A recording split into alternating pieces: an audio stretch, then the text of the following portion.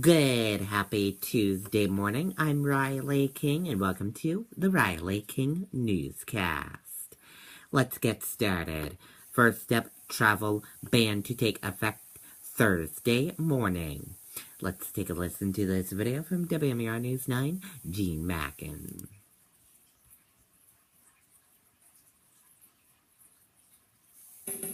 Granite and natural stone provide a beauty and durability that is unmatched in the construction world. By controlling the entire process from quarry to completion, our granite products are surprisingly affordable and come with a lifetime warranty. Visit us online or come to one of our 7 convenient locations in New England to check out our large inventory of granite and natural stone products for your home, inside and out.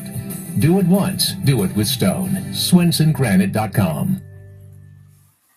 Well, the clock is ticking. Homeland Security, the Justice, and State Departments must now figure out how to implement this ban and all of its exceptions quickly.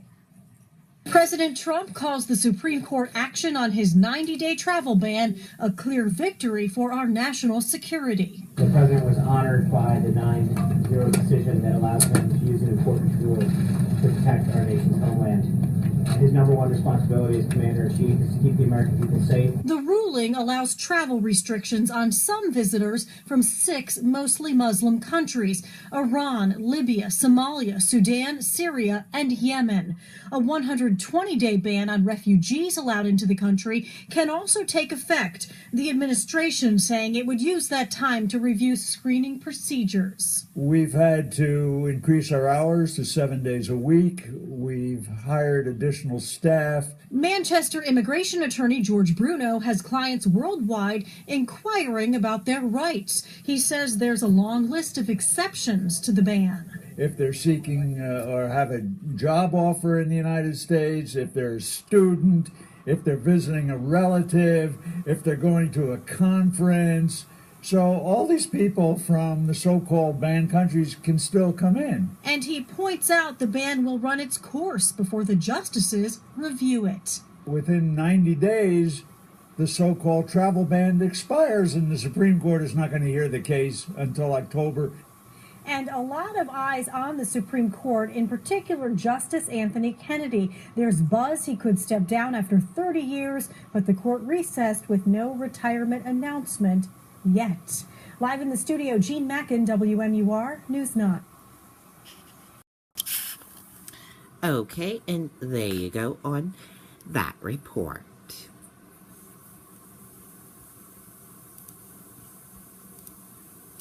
Tow truck driver shot at I Have an Angel Somewhere.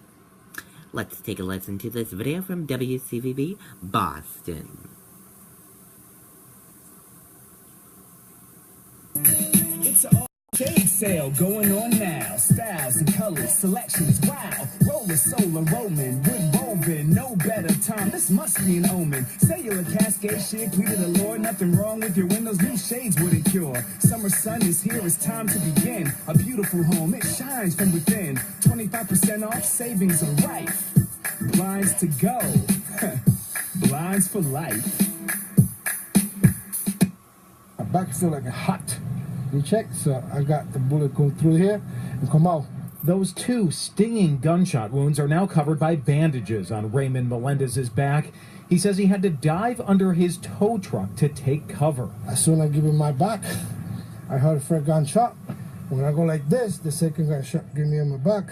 So I went to the ground, and as soon as he started shooting me, I crawled underneath the truck to the other side. Raymond says a frustrated driver pulled the gun, a man who became infuriated that Raymond was blocking narrow Lincoln Street as he tried to tow a broken-down car. I said, dude, I don't got time for you, man. I'm working. When I heard the first gunshot, and I said, what? Boom, that's when the second get me. Hit me like 5-6 times. He tried to get me. Raymond's convinced the man tried to kill him as he hid under the truck, but he eventually ran off down the road, and Raymond went to the hospital. After doctors treated him for 2 gunshot wounds, this very thankful tow truck driver headed home to a family so grateful he survived such a violent attack. I'm a lucky guy. I'm a father of 7 kids. I'm a lucky guy. I have an angel somewhere in there. And Raymond says that a woman who was in that car with the shooter backed down this road and took off. Tonight, police are still looking for them.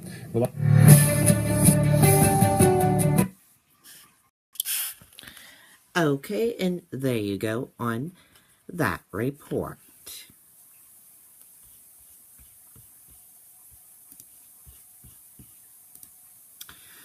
Collins' oppositions could put brakes on Senate health care bill.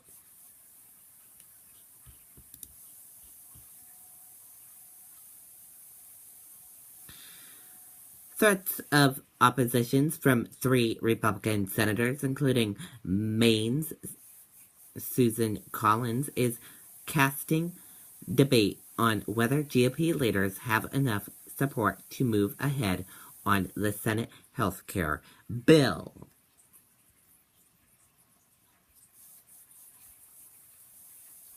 A nonpartisan congressional budget office came out Monday with its score with the Senate legislation.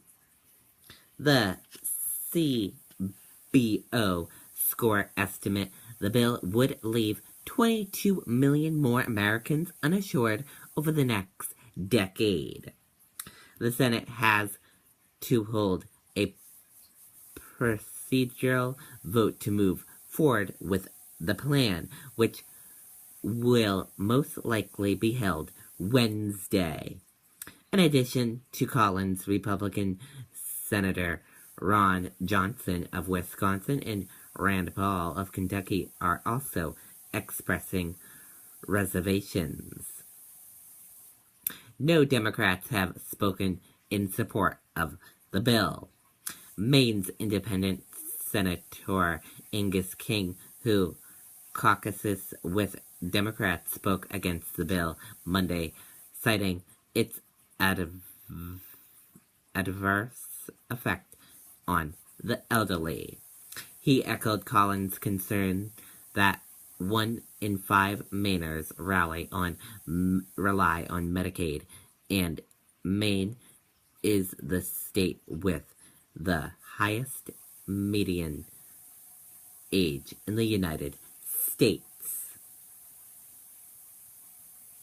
And there you go on that report.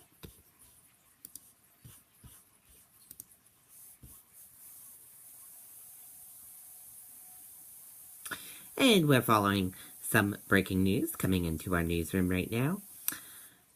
Durgaya says EBC will need to be gradual when adjusted its policy permits.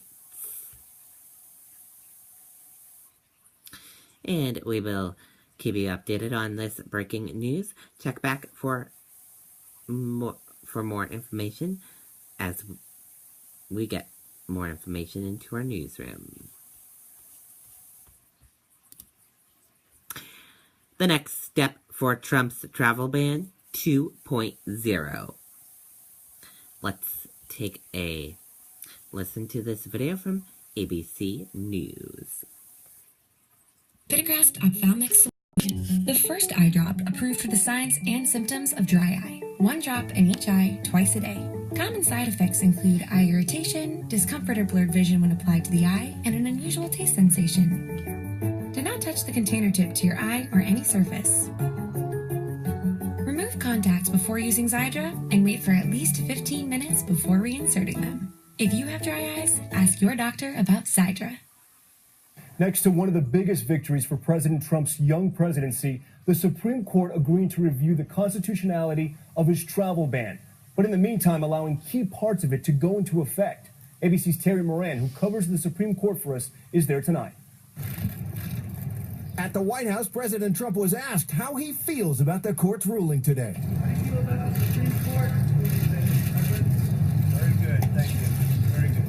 And in an official White House statement, Mr. Trump hailed the court's action as a clear victory for our national security. The Supreme Court ruling today will allow the president's travel ban to go into effect, but only partially. Is this a clear victory for President Trump? I I would say it's not a clear victory for either side. This strikes me as a compromise solution that hands both sides something of what they wanted, but doesn't give anybody a clean victory. Under the court's ruling, some people will be banned, some not. The president's order blocked travel to the U.S. for 90 days by people from 6 predominantly Muslim countries: Iran, Syria, Libya, Yemen, Somalia, and Sudan. But today the court declared that the government cannot ban people if they have a bona fide relationship with a person or entity in the United States. That includes, the court said, family members of U.S. residents, students admitted to American universities, workers accepting a job offer in the U.S., speakers invited to address an American audience, and more. In the end, analysts say those most impacted will be refugees with no connection to the U.S., and that may turn out to be a relatively small number of people. The travel ban, a signature Trump campaign promise. Donald J. Trump is calling for a total and complete shutdown of Muslims entering the United States until our country's representatives can figure out what the hell is going on. But as soon as the ban was issued in January, with no warning and no consultation with agencies who would have to carry it out, there was trouble. Chaos at the nation's airports and protests in the streets. Courts stepped in to block the ban, and in March, the administration issued a new order ruled on by the court today. Now, the government will begin implementing the ban in 72 hours. And Terry, there are several steps to this travel ban, so what is the timeline on enforcement?